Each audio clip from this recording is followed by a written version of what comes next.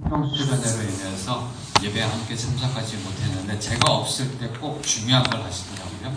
그래서 저는 떡을 못 먹었습니다. 그래서 우리 김종수 권사님 이제 정말 하나님께서 새로운 생명 손주를 허락하셔서 떡을 이렇게 나눴다고 그러더라고요. 그때 다 축복하셨을 텐데 오늘 또 기도해 주셨으니까 우리 김종수 권사님 할머니 되신 거 축복의 박수 축하합니다. 제가 이걸 왜 강조하냐면 이제 저희들이 할머니 할아버지가 되어 간다는 거예요. 그럼 저희들의 몫은 앞으로 청년들을 일하세 사역으로 어떻게 표현해야 되나 모셔와야 합니다. 네. 아니 이 나라를 살리고 이 교회를 살리고 사회를 살리기 위해서는 저희들이 이제 목숨 걸고 청년들을 데리고 와야 돼요.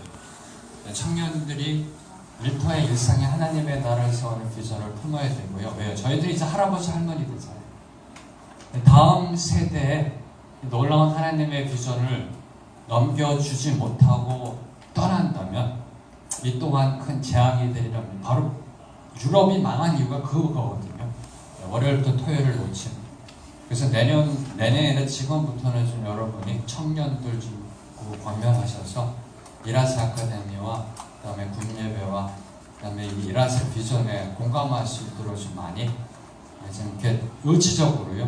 저도 지금 청년부 목사님들과 함께 지금 내년에는 청년부에서 이라스 아카데미가 일어날 수 있도록 좀 그렇게 좀 많이 생각하며 추진하고 있습니다. 기도 많이 해주시고요. 그리고 대개 이제 저희가 3년 됐습니다. 사역이. 내년 가면 조금 슬로우 다운이 될 때 되게 그래요. 3년 지난 다음에. 그래서 여러분이 계속해서 기도해 주셔야 합니다. 네, 기도만이 저희들이 하나님을 향해 나아갈 수 있는 힘이고 능력입니다. 제가 9월 달에 말씀드렸던 것처럼 9월, 10월, 11월 세 가지 초심에 대해서 나누겠다. 신앙적 초심, 사명적 초심. 오늘은 이제 관계적 초심으로 일어나 아버지에게로 오늘 본문 말씀 누가복음 15장 17절에서 24절 말씀 저와 여러분이 한 절씩 화면에 있습니다. PPT 화면에 있으니까요. 또는 여러분의 주보에도 있으니까 한 절씩 저와 여러분이 교독하시겠습니다. 그제야 제정신이 들어서 말했다. 내 아버지 집에는 양식이 풍부해서 일꾼들이 먹고도 남는데 나는 여기서 굶어 죽는구나. 내가 일어나 아버지에게 말하였다. 아버지 제가 하늘과 아버지의 죄를 졌습니다. 저는 더 이상 아버지의 아들이라 불릴 자격이 없으니 그저 하나의 일꾼으로나 삼아 주십시오. 그러고서 아들은 일어나 아버지에게 왔다. 아들이 아직 멀리 있는데 그 아버지는 아들을 보고 불쌍히 여겨 아들에게 달려가 그의 목을 껴안고 입을 맞췄다. 아들이 아버지에게 말했다. 아버지 제가 하늘과 아버지께 죄를 지었습니다. 이제 아들이라고 불릴 자격도 없습니다. 그러나 아버지는 종들에게 말했다. 어서 바닥에 모든 것을 가져와 이 아이에게 입어라. 손가락에 반지를 끼우고 아래에 실을 주라. 살찐 송아지를 끌어다 잡아라. 잔치를 벌이고 즐기자. 내 아들이 죽었다가 다시 살아났다. 이 아들을 잃었다가 이제 찾았다. 이렇게 그들은 잔치를 벌이기 시작했다. 말씀을 위해서 기도하겠습니다. 하나님 아버지, 오늘 관계적인 초심 아버지에게로라는 제목으로 하나님의 음성을 듣고자 합니다. 하나님, 저의 입술과 우리들의 귀를 사용하여 주시어서 하나님의 진리만이 선포되게 하여 주시옵소서. 예배하신 말씀의 은혜 속으로 들어가는 귀한 시간 되게 하나님 축복하여 주시옵소서. 예수님의 이름으로 기도합니다. 아멘. 앞에는 좀 꺼질 수 있나요? 혹시? 그래 뒤에가 잘 보이실 것 같은데요. 제가 요새 여기는 키셔도 될 것 같은데 저까지 안 보이게 하시면 요새 제가 이제 한국에 들어온 지 6년 됐습니다. 6년 되면서 이런 생각을 했습니다. 제가 몇 군데 이제 주로 영연방 국가에 이렇게 23년을 있었는데 한국에 들어와서 한국이라는 사회가 특별히 사람을 바보로 만들어가고 있다. 바보로 만들어가고 있다. 두 가지를 제가 우리 목사님들하고 나누고 어제 목요일날 OBC 이사에서 처음으로 성도들에게 선포했습니다. 첫째는 먹는 것으로 뒤덮인 사회가 됐다. 네. 성도들의 이야기도 먹는 거고요. 저는 아직 수요 미식회를 처음부터 본 적이 없습니다. 근데 수요 미식회라는 단어를 알게 되고요. 네. 먹는, 그러니까 사치하고 낭비가 아니라 5,000원짜리 국수를 먹더라도 맛있는 데 먹는. 그러니까 온 사회와 국민의 관심이 먹는 쪽으로 가고 있고요. 네. 잘 생각해 보세요. 여러분의 삶 한번. 한국 교회가, 성도가, 사회가, 이민 쪽이 그쪽으로 가고 있더라고요. 네. 온통 TV는 다 먹는 거예요. 네. 한국 사회를 바보로 만들어가고 있다. 먹는 생각만 하고 있다. 네. 어떨 땐 제 아내가 그래요. 제가 이걸 깨닫게 된 게 제 아내가 요새 왜 이렇게 먹는 거 밝히냐고 따지냐고 그랬더니 그 영향인 것 같아요. 네. 옛날에 스코틀랜드 있을 때 그냥 주는 대로 알아서 잘 먹었는데 왜냐하면 이게 들어오는 게 그 생각이니까 그죠? 성도님들하고 만나도 예를 들어서 비싼 게 아니라 5,000원짜리 국수를 먹어도 목사님 어디 가면 뭐 이렇게 있다는데 이렇게 해요. 저도 모르게 이렇게 자연스럽게 사람을 바보로 만들어가고 있다. 먹는 걸로. 두 번째는 눈으로 보는 거, 특별히 여행. 여행. 온통 이게 어떨 때 TV를 보면 무슨 그렇게 여행 그게 많은지 몰라요. 저도 어떨 때 보면 값싸게 나오는 거 보면 아내하고 저희 갔다 올까? 저렴하니까. 그러니까 온통 생각을 또 휴식하고 놀러 가는 거. 놀러 가는 거. 두 가지가 한국 사회를 좀 바보로 만들고 있지 않는가, 우리 성도들을 바보로 만들고 있지 않는가라는 어떤 자각과 깨달음이 요새 특별히 많이 들었습니다. 특별히 심한 것 같아요, 한국이요. 제가 호주에서도, 홍콩에서도, 싱가포르, 영국에서 이렇게 살았는데, 특별히 이 TV라는 매스미디어 매개가 발달된 한국, 인터넷이 발달된 한국에서 나타나는 현상이 아닌가 생각합니다. 그래서 먹고 보는 거, 여행. 그것이 우리 한국 사회를, 교회를 바보로 만들어 가고 있습니다. 그래서 여행 많이 다니시죠? 이제 이렇게 얘기해놓고 질문하면 상당히 대답하기 힘들어지면서. 네. 근데 저희들의 삶 속에서 하나님이 주신 휴식과 힐링으로 나아가는데, 특별히 한국 사회가 여행이 참 많아졌더라고요. 가끔가다 뉴스도 보면은 뭐 인천공항 뭐 얼마 나갔다 사람들이 막 그렇게 나오는 거 봤을 때 저희들이 이제 여행을 많이 다니는데, 감사하게도 우리 성도님들이 이제 성지 순례를 이렇게 많이 또 다니세요. 감사하게도. 그래서 하나님의 나라가, 하나님의 말씀이 이렇게 여운이 있는 그곳, 세워졌던 그곳을 찾으면서 또 은혜 받기 위해서 나아가는데, 특별히 요새 보면은 이 러시아 쪽으로 또 이렇게 선교도 가시고 성지순례도 가시고 여행 가시는 분이 많으신 것 같아요. 그래서 만약에 여러분이 혹시 이 러시아 쪽으로 성지순례나 아니면은 이렇게 좀 여행을 하시게 될 경우에는 꼭 반드시 들려야 될 것, 이것입니다. 혹시 아시는지요? 생페테르부르크에 있는 에미타주 박물관. 네. 아마 대부분 다 아시는 곳일 거예요. 저는 아직 못 가봤습니다. 여기 300만 점 이상의 작품이 있고 다 하나씩 자세히 보면 5년이 걸린답니다. 5년이 걸린답니다.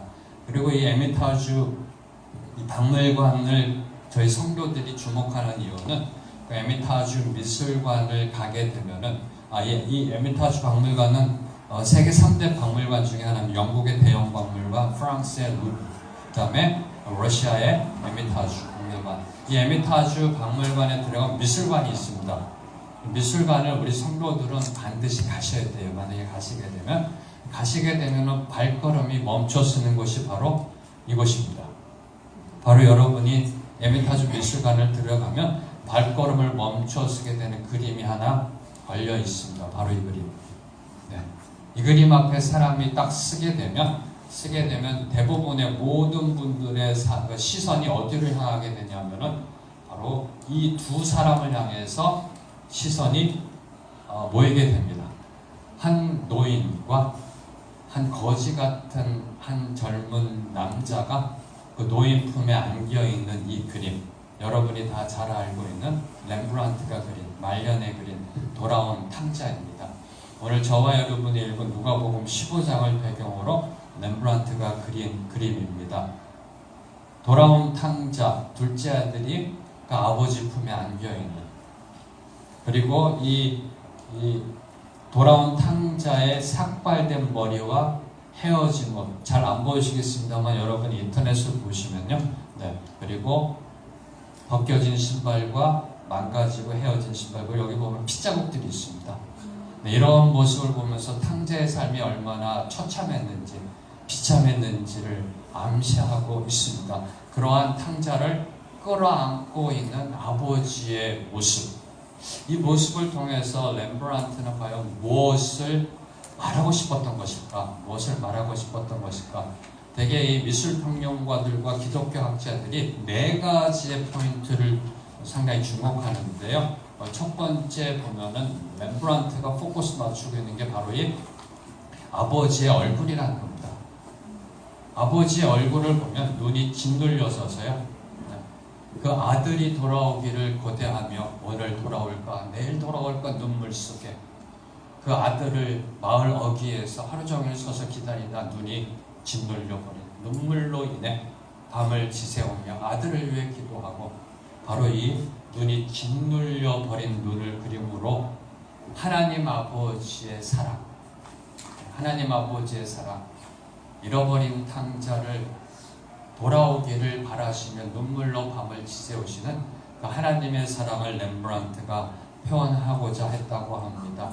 두 번째로 기독교 미술평론가가 주목하는 것은 바로 이 아버지의 손입니다.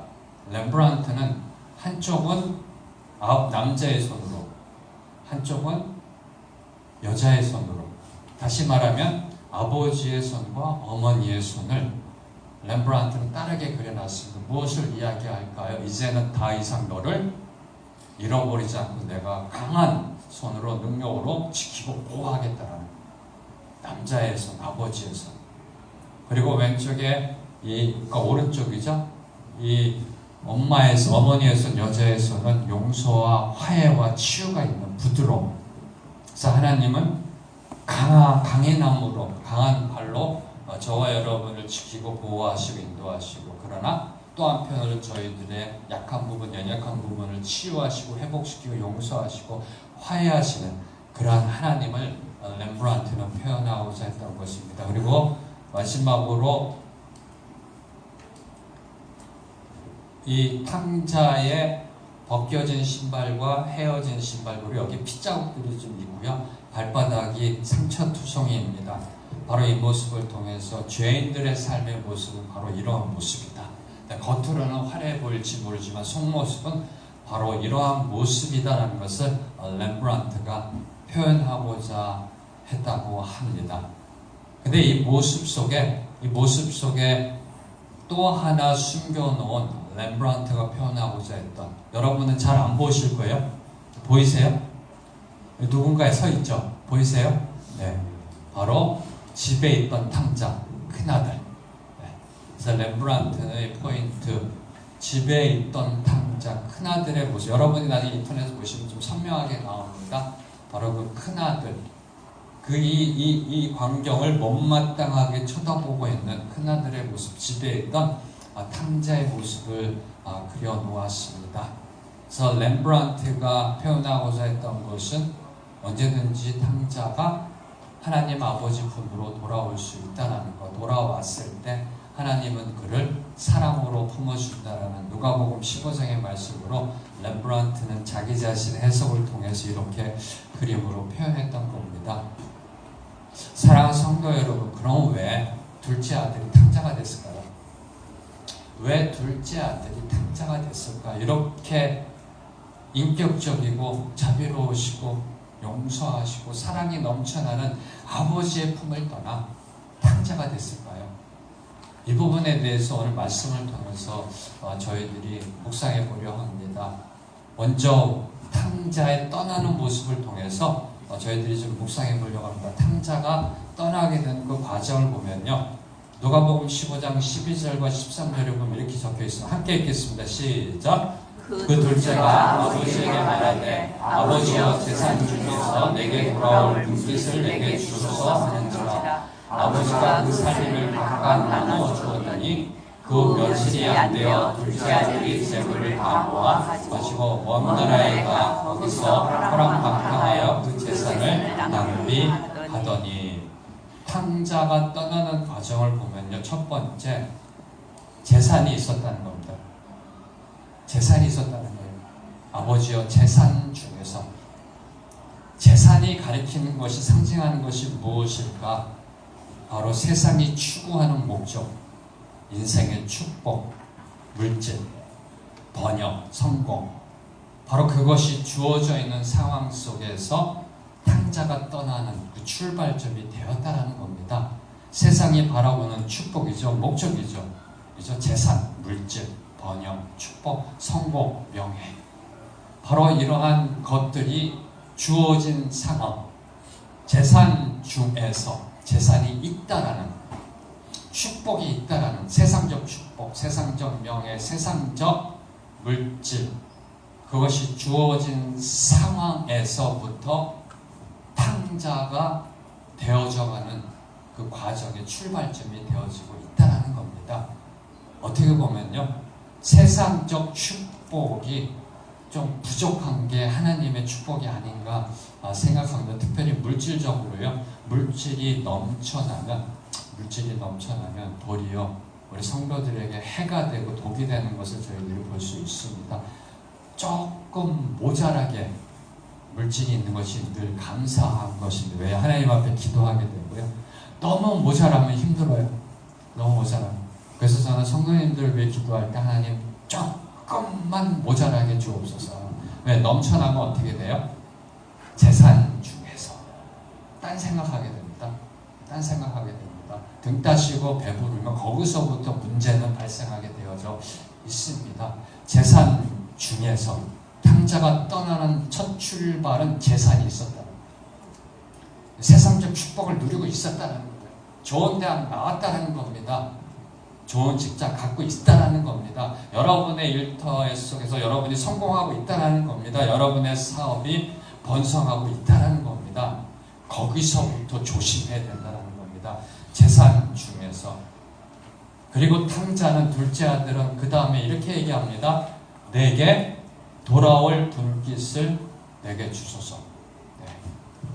저는 이 말씀을 묵상하면서 12절을 보면요, 그 둘째가 아버지에게 말하되 아버지여, 재산 중에서 내게 돌아올 분깃을 내게 주소서 하는지라 아버지가 그 살림을 각각 나눠줬다. 네. 저의 지금의 생각으로는 도저히 이해가 안 되는 거예요. 이런 건방지게 네가 지금 아버지의 권리를 해서 달라고 그러는 거야? 그게 아니고요, 이때는 자녀들이 자기 자신의 몫을 요구할 수 있는, 부모에게 자기 자신의 몫을 장자는 2배를 받게 되고요. 요구할 수 있는, 바로 그러한 사회적인 제도가 있었다라는 겁니다. 그래서 내게 돌아올 분깃, 세상이 만든 가치관, 세상 속에서 보편적으로 받아들이고 있는 세계관, 바로 그것이 두 번째로 탕자를 떠나게 만든 중요한 요인이라는 겁니다. 저와 여러분이 살고 있는 이 시대의 가치관과 세계관이 저와 여러분의 신앙의 도전장을 내밀 수가 있고요, 여러분의 자녀들을 하나님 아버지로부터 떠나게 만들 수 있다는 겁니다. 특별히 21세기는 상당히 위험한 시기를 살고 있고요. 늘 이렇게 묵상하면서 선포합니다마는 한국 사회 위기고요, 한국 교회 위기입니다. 위기입니다. 그리고 오늘의 교회 위기입니다. 왜요? 축복이고요. 잘 보세요. 우리나라가 언제부터 흔들리기 시작했는지 잘 보세요. 배고프고 새 먹을 운동할 때 흔들렸나요? 잘 생각해 보시라고요. 세계 역사를 보시라고요.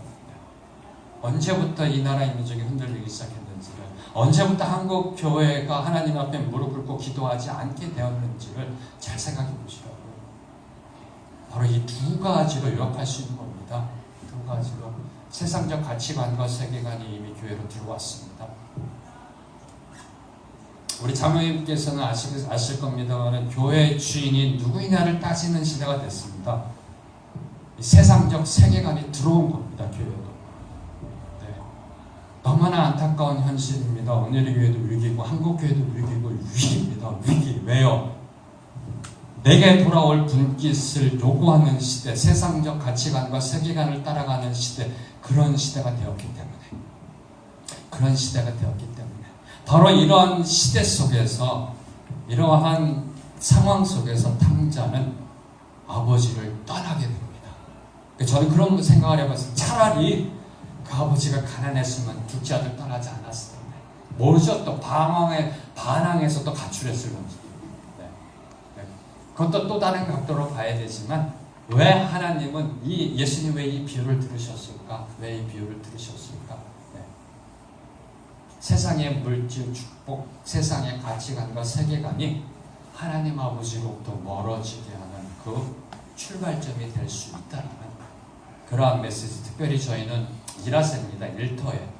일터 속에서 저희들이 바라보고 있는 것이 무엇인가를, 여러분이 사업장에서 바라보고 있는 것이 무엇인가를 여러분이 다시 한번 묵상해야 합니다. 안 그러면 하나님으로부터 멀어지게 되는 그러한 우를 범하게 되는 것입니다.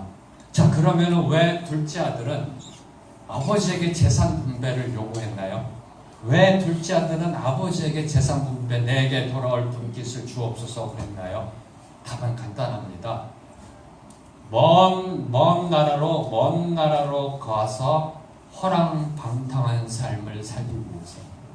간단합니다. 답은 아버지로부터 떠나야 자유스럽다라고 생각하기 때문에, 아버지로부터 떠난 삶이 내 마음대로 살 수 있는 삶이라고 생각하기 때문에, 그 삶이 행복한 삶이요, 그 삶이 축복된 삶이요, 그 삶이 멋있는 삶이요, 제대로 되는 삶이라고 생각했기 때문에 아버지를 떠납니다. 성경을 보세요. 멀리 갔다 그래요. 멀리. 먼 나라. 왜요? 시야권에 있으면 간섭이 들어오니까, 개입하니까. 이제 세상을 향해 눈을 돌리면 하나님으로부터 멀리 떠나게 되어 있습니다. 꽁꽁 숨어버립니다. 요나처럼 배 밑바닥으로 내려갑니다. 네. 하나님의 주권에서 벗어나려고 발버둥치고 먼 나라 가서 어떻게 살았다고요? 인간의 정욕대로. 안 봐도 뻔하지 않습니까? 어떤 삶을 살았는지. 네. 자기의 내키는 대로 사는 삶. 아마 술이 있었을 거고요. 그 다음에 음란이 있었을 거고요. 네, 그리고 물질을 가지고 파워를 행사했을 겁니다. 사람들을 끌고 다녔을 것이고요. 조직을 구성했을 것이고요. 네.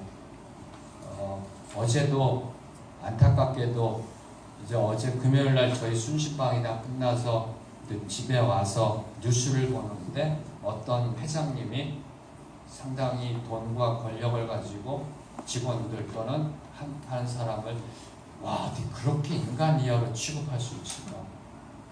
뉴스 보신 분 아실 겁니다. 가래침을 뱉고 빨아먹으라고 그러고 구두로 핥으라고 그러고 폭력을 휘두르고, 어떻게 그런 일이 있을 수 있을까? 간단합니다. 그 사람이 돈을 갖고 있기 때문에.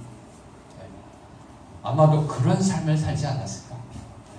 탕자가 가서 자기 마음대로 하고 멋있게 살아보려고, 보스 노릇 해보려고. 죄송합니다. 표현을 이런 단어를 쓰겠습니다. 돌을 좀 강하게 발음해도 됩니다. 이렇게 끌어모아서 자기 허세도 부리려고 그런 삶을 살지 않았을까? 그런데요, 이걸 묵상하면서 그 모습이 저에게 있더라고요. 그것이 종교적인 모습일 뿐이지, 그 모습이 종교적인 모습일 뿐이지, 어떤 파워가 주어지고, 그것이 영성적 파워든 어떤 말씀적 파워든 사람들을 끌어모으고, 그죠? 그리고 나의 어떤 그 신앙과 신학을 펼쳐보려고 하는 그런 모습들이 보이더라고요. 왜 떠났는가? 답은 간단합니다. 간섭받기 싫어서. 이 말씀대로 살면 답답하니까. 이 말씀대로 사는 거는 구속받는 것 같으니까 여기서 벗어나고 싶었던 것입니다. 왜요? 둘째 아들은 이미 하나님의 말씀을 알고 있는 사람입니다. 자, 그러면은 이 탕자가 둘째 아들이 탕자가 된 근본적인 원인이 무엇일까요? 왜 이 둘째 아들은 탕자가 되었을까? 왜 이 하나님이 주신 물질의 축복과 세상의 가치관, 저희들도 그러면서 신앙생활 잘하고 계신 분들 얼마나 많이 계세요? 근데 왜 탕자가 됐을까? 네, 안타깝게도 누가복음 15장에는 그 말씀을 예수님의 비유 속에서 유추할 수가 없습니다. 그래서 구약에 나오는 탕자가 있습니다. 네, 구약에 나오는 탕자를 통해서 그 근본적인 원인이 무엇일까 저희들이 살펴보려고 합니다. 구약에 탕자가 있는데요. 혹시 누군지 감이 가세요? 요 두 아들입니다. 네, 구약의 탕자. 감사합니다. 우리 권사님. 네, 엘리의 두 아들. 엘리의 두 아들. 구약에 나오는 탕자. 네, 엘리의 두 아들. 왜 그 엘리의 두 아들은 탕자가 되었을까? 네. 혹시 엘리의 두 아들에 대해서 잘 모르시는 분은요, 성경을 나이만큼만 읽어주시면 알 수 있습니다. 네. 구약의 탕자 엘리의 두 아들. 네. 감사하게도 사무엘의 두 아들은 간단하게만 나와요. 네. 그래서 탕자였는지 탕자스러웠는지는 잘 모르겠어요. 그런데 사무엘이 머리가 아팠던 건 사실인데 엘리의 두 아들은 자세히 나옵니다. 왜 탕자가 됐을까에 대한 근본적인 문제 두 가지를 성경은 저희들에게 던져주고 있습니다. 자, 먼저 사무엘상 2장 17절을 함께 읽겠습니다. 시작. 이 소년들에서 여호와 앞에 시비하면 그들이 여호와의 제사를 멸시하라. 여호와의 제사를 멸시했다는 겁니다. 제사장의 아들입니다. 교회를 다닙니다. 새벽 예배 나옵니다. 11조 합니다. 수요 예배 나옵니다. 근데 제사를 멸시했다. 여호와의 제사를 멸시했다. 교회를 안 다니는 게 아닙니다. 제사를 안 드리는 게 아닙니다. 누구보다도 앞장서서 제사를 드립니다. 근데 하나님이 이렇게 선포하십니다. 제사를 멸시했다. 오늘날로 얘기하면 바로 예배자의 삶을 살지 못하고 있다는 겁니다. 무늬만 종교인, 종교적인 신앙, 상투적인 신앙, 습관적인 신앙, 내가 3대째, 내가 장로고 권사고 목사고 습관적으로 그냥 새벽 예배 나오고 11조 드리고 그냥 종교 생활을 하고 있는, 예배 시간에, 공예배 시간에 생각은 딴 데 가 있고 말씀은 들어오지 않고 담임 목사님 잠깐 실수하면 그거 갖고 비판하고, 온통 이 생각 자체가요, 하나님 앞에 겸허함으로 참된 예배자 영과 진리로 예배드리는 모습이 아니라 그 예배를 멸시하는, 목사님 저 예배 멸시 안 하는데요. 하나님이 말씀하십니다.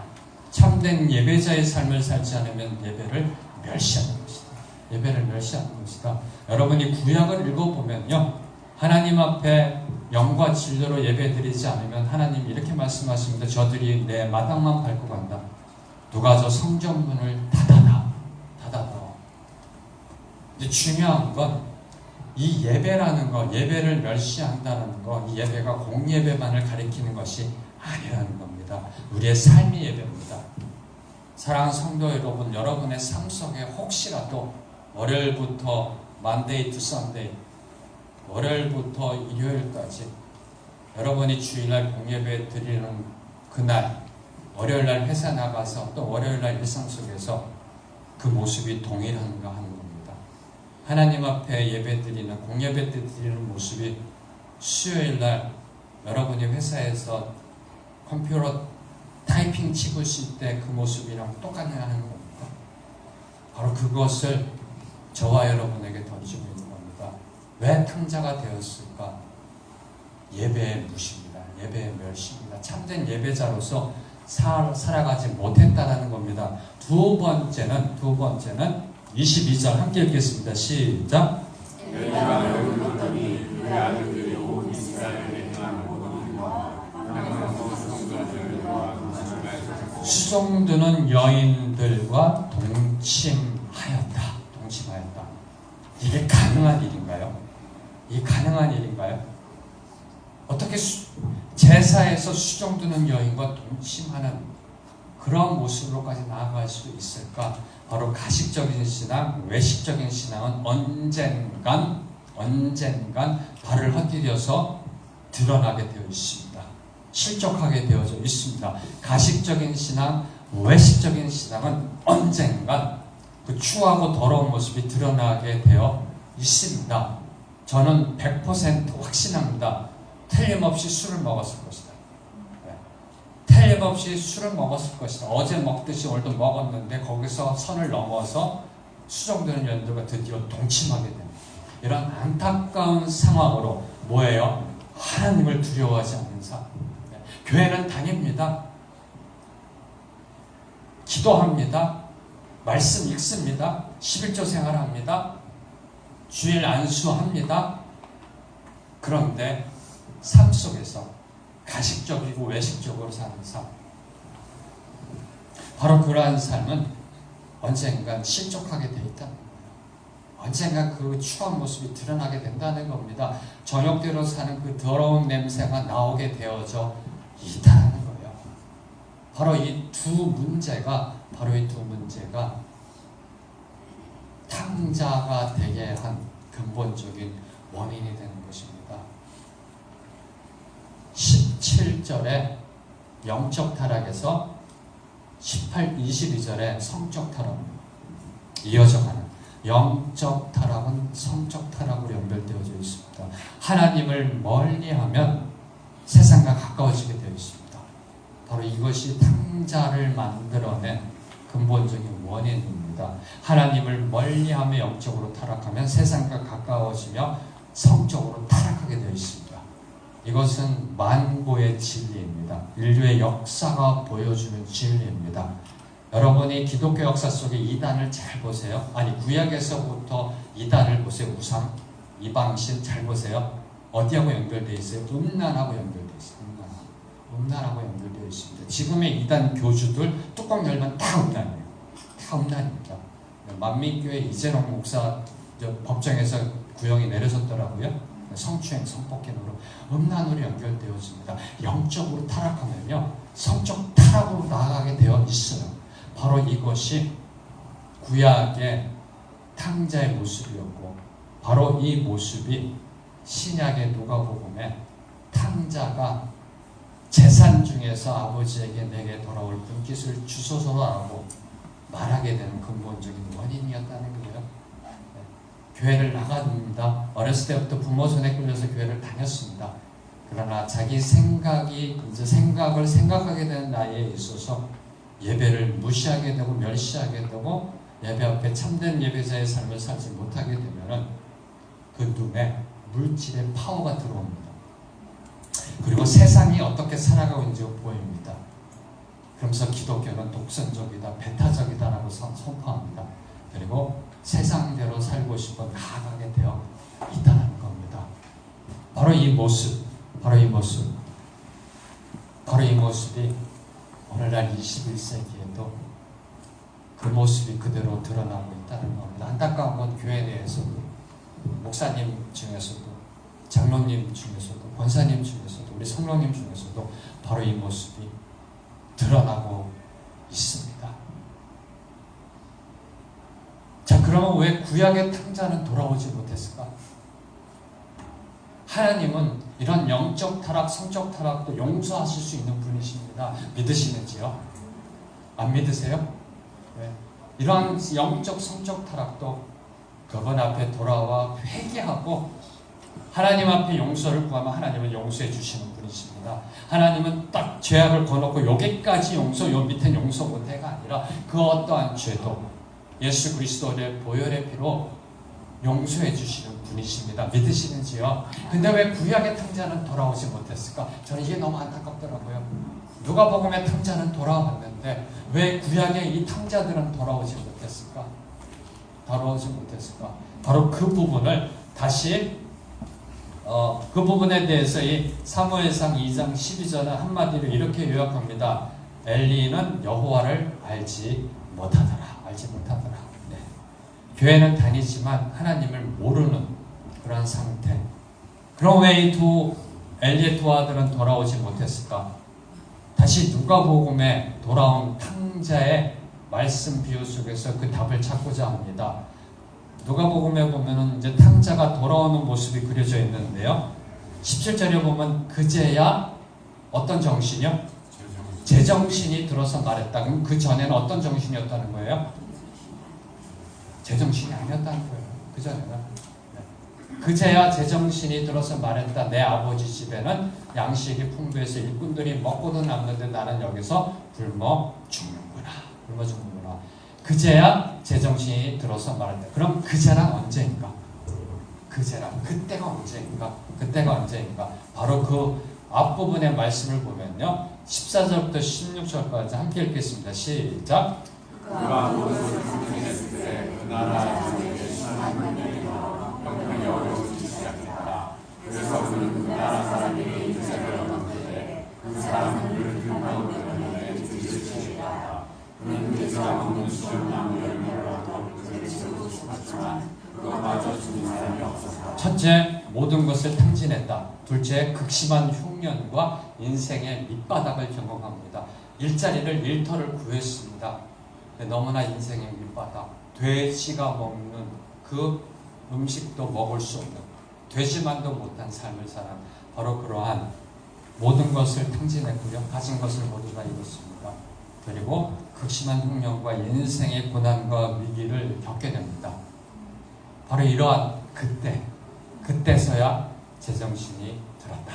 그때서야 제정신이 들었다. 저는 이것을 이렇게 한번 정리해봤습니다. 모든 것을 탕진해서 이 흘러가는 흐름을 한번 이렇게 정리를 해봤습니다. 먼저 내가 가진 것이 아무것도 없다 라는 자각이 들어오고요. 그래도 버팁니다. 인간은 내가 가진 것이 아무것도 없어도 버팁니다. 다른 방법을 구합니다. 가진 것이 아무것도 남은 것이 없게 되었을 때에도 버티게 되고요. 직장을 구하면 되지, 나가서 파출부라도 하면 되지, 막노동이라도 하면 되지. 근데 어느 단계까지 가야 깨닫게 되느냐? 내가 할 수 있는 것이 아무것도 없다. 내가 할 수 있는 것이 아무것도 없다라는 그 상황 속에 도달했을 때 인간은 드디어 하나님 앞에 무릎 꿇게 되어 있습니다. 가진 것이 아무것도 없다. 그래도 무릎 안 꿇고 나아가는 사람들이 있다는 겁니다. 근데 내가 할 수 있는 것이 아무것도 없다. 자기 부인, 인간의 한계를 경험할 때 그 인간은 무릎 꿇게 된다라는 겁니다. 사랑하는 성도 여러분, 하나님은요, 하나님께서 한번 선택하신 백성은 어떻게 해서든지 돌아오게 만드십니다. 돌아오게 만드십니다. 그래서 저는 이 돌아온 탕자 이 비유를, 그리고 구약의 탕자를 묵상하면서 만에 하나 하나님으로부터 좀 멀리 떨어져 있다라면 빨리 깨닫고 돌아가게 하옵소서라고 기도했습니다. 왜요? 어차피 돌아올 거 얻어 터지고 고생하고 그렇게 하고 돌아오는 거 그냥 빨리 깨달아서 뭔가 좀 남아있을 때, 그죠? 다 탕진하는 게 아니라 좀 남아있을 때 깨달아서 돌아오면 얼마나 좋을까. 내가 할 수 있는 것은 아무것도 없다는 그 비참한 가운데 깨닫고 무릎 꿇는 것보다는 그게 더 좋은 게 아닌가.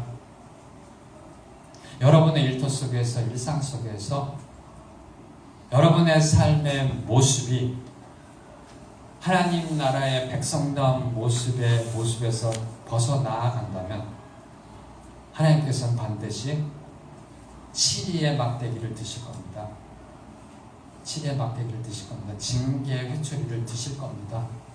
사랑하는 성도 여러분, 여러분이 그 하나님의 징계의 음성에, 징계의 그 징조에 민감하게 반응하시고 깨닫게 되시길 주님의 이름으로 축복합니다. 제일 좋은 건 늘 하나님 품 안에 있으면 제일 좋아요. 근데 제 경험상 그게 힘들더라고요. 늘 발버둥 칩니다. 24시간 하나님과 동행하려고.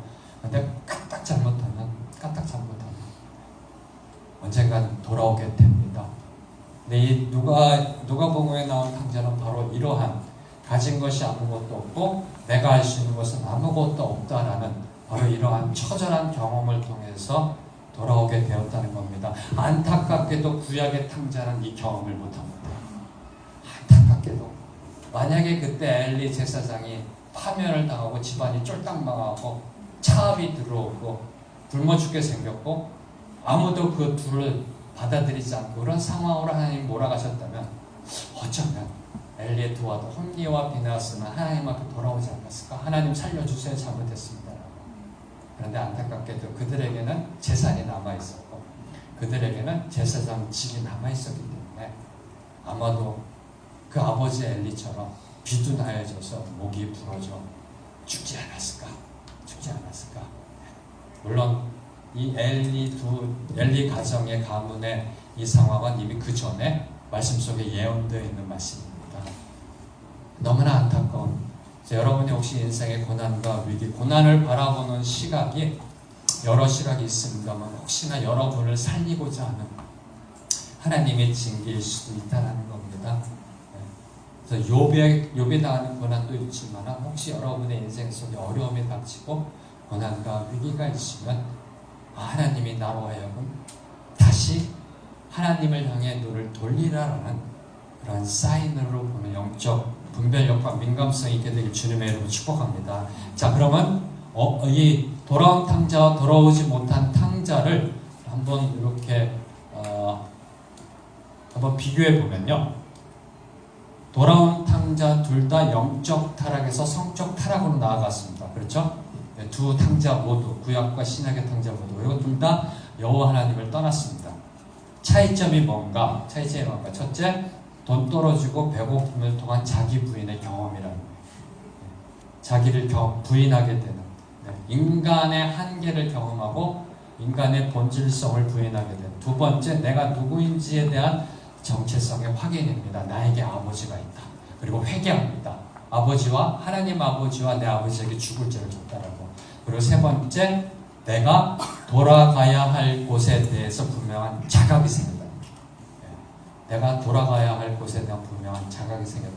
이것이 바로 탕자를 돌아오게 만든 겁니다. 만약에 거기서 인생을 한탄하고 자살했다라면 돌아오지 못했습니다.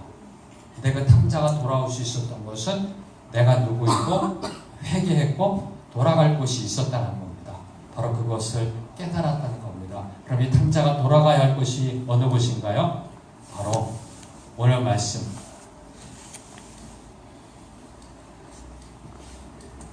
18절과 20절 함께 읽겠습니다. 시작.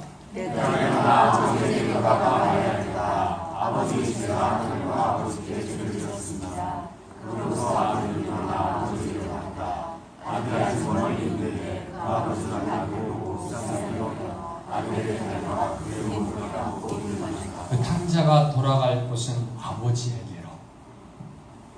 탕자는 나에게 아버지가 있다라는 분명한 자각을 했던 것입니다. 나에게 아버지가 있다.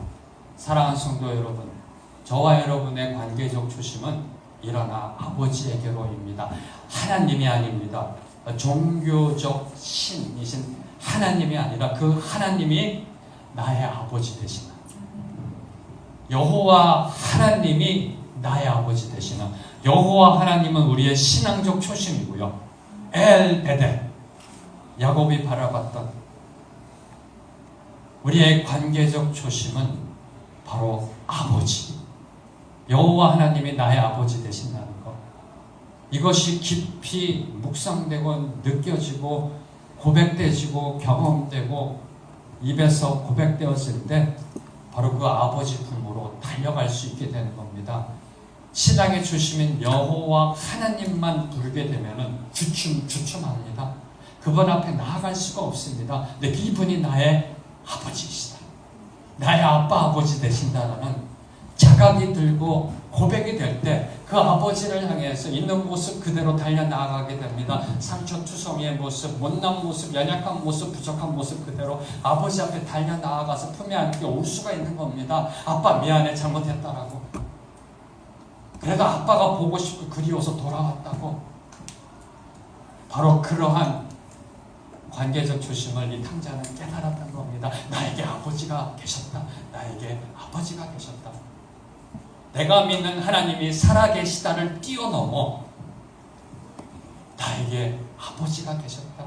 그 하나님이 나의 아버지이시다. 사랑하는 성도 여러분, 여러분의 일터와 일상 속에서 삶의 모습이 고달프신지요? 사업 속에서 아니면 직장 속에서 어려운 문제가 있는지요? 직장을 이전에 나아가면서 힘든 가운데 계시는지요? 일어나, 그 자리에서 일어나 아버지에게 달려가 안기세요. 프랭클 로박 선교사님의 편지를 보면 이런 고백을 합니다. 잘 때 그분의 품 안에서 잠들고 깨어날 때 그분의 품 안에서 깨어나면 너무나 좋겠다. 저와 여러분이 있어야 될 곳은 바로 이 아버지에게로입니다. 아버지에게로. 오늘도 우리의 하나님 여호와 하나님은 저와 여러분을 향해 이렇게 선포하십니다. 사랑한다 내 아들아, 사랑한다 내 딸아. 그분이 하나님이심을 고백하며 바로 그분이 나의 아버지 되심을 고백하는 것, 바로 이것이 저와 여러분을 살리는, 여러분의 가정을 살리는 바로 능력이 되는 줄로 믿습니다. 오늘 말씀을 정리하면요, 탕자의 모습을 통해서 하나님 아버지를 떠난 삶은 결국 모든 것을 잃어버리고 갈 곳 없이 방황하게 된다는 겁니다. 진리입니다. 그리고 그런 탕자가 다시 일어날 수 있는 길은 오직 한 길, 하나님 아버지의 포근한 사랑 안으로 돌아오는 겁니다. 끝까지 포기하지 않으시는 사랑, 언제나 두 팔을 벌리고 계시는 그분 안으로 달려오는 것입니다. 성경은 오늘도 저와 여러분에게 말합니다. 하나님의 사랑으로 용서받지 못할 죄는 아무것도 없다. 기억하십시오. 다윗의 간음죄와 살인죄도 용서받았습니다. 정말 죄송스러운 이름을 올리면 저와 함께 동역했던 원누리교회 정 목사님, 그분이 회개할 때 하나님은 품어주실 것입니다. 다시 세우실 것입니다. 더 귀하게 하나님이 사용하실 줄로 믿습니다. 언제요? 회개하고 그분의 품 안으로 돌아올 때 하나님은 그 정 목사님의 죄도 용서하시는 하나님이심을 믿습니다.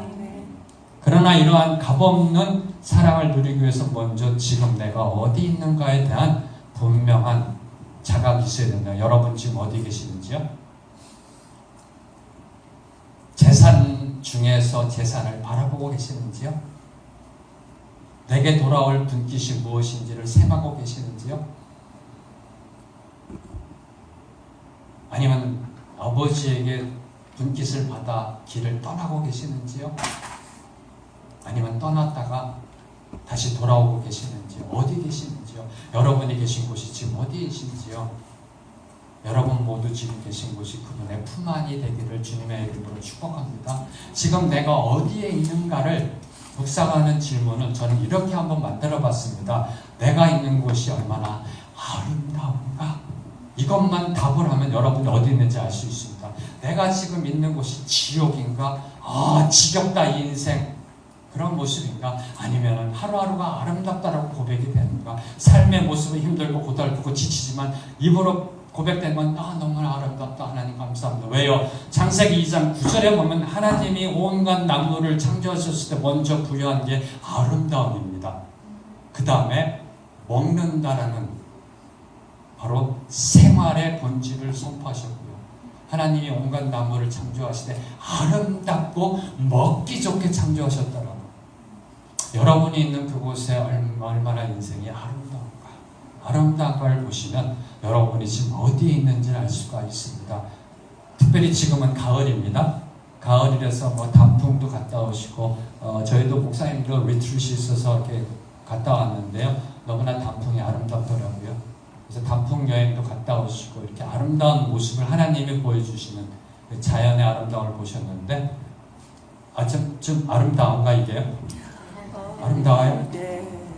이 모습은 어떤가요? 아름다워요? 그래서 이게 이라세 좀 수양관으로 만드시고 그죠? 네. 아름답나요? 네, 이라세 기도문. 그죠? 하나님이 만드신 자연의 아름다움. 여러분의 인생이 이렇게 아름답냐 하는 겁니다. 이 모습은 어떤가요? 왜 이러세요? 네. 하나님 막으시네요.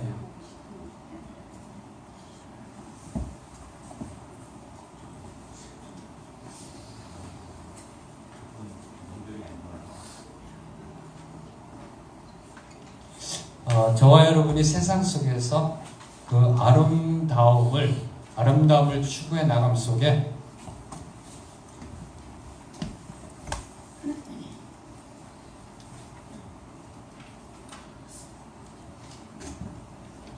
네, 바로 이 모습도 네, 아름답지 않나요? 아름답지 않나요? 그래서 하나님이 주신 자연도 아름답지만 돌아온 탕자가 아버지 품에 안겨 있는 모습 얼마나 아름다운가요? 그죠?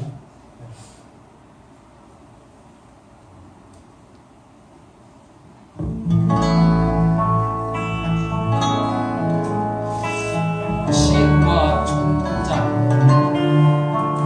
조금 더 줄여주실래요? 시인과 천자에 보면은 됐습니다. 풍경이라는 노래가 있습니다. 하덕규 목사님 되셨죠? 네. 이 세상에서 제일 아름다운 풍경이 어떤 풍경인지 노래하는 찬양이라고 저는 생각합니다. 좀 올려주실래요?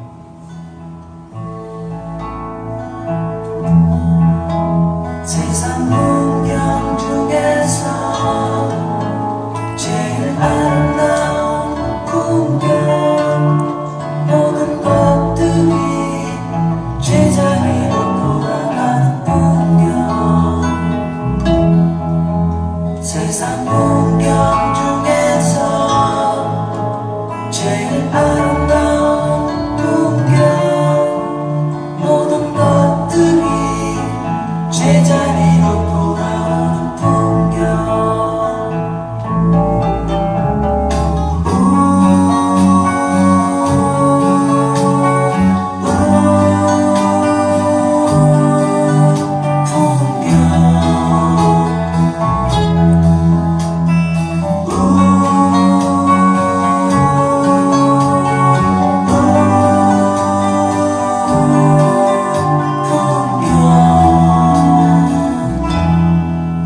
세상 풍경 중에서 제일 아름다운 풍경 모든 것들이 제자리로 돌아오는 풍경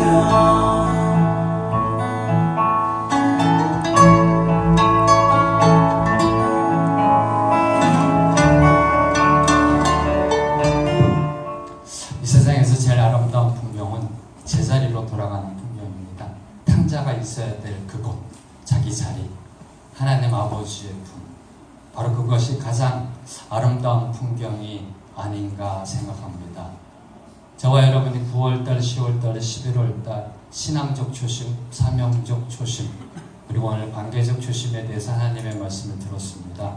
바로 이 새 하나님의 말씀을 한마디로 요약한다면 제자리로 돌아가는 풍경, 즉 초심, 원래 저희들이 있었던 그곳, 우리의 초심, 신앙의 초심, 사명의 초심, 관계의 초심, 바로 그 초심으로 돌아갈 때 여러분의 인생은 활짝 핀 가장 아름다운 인생의 향기를 온 땅에 마음껏 펼치시리라 믿습니다.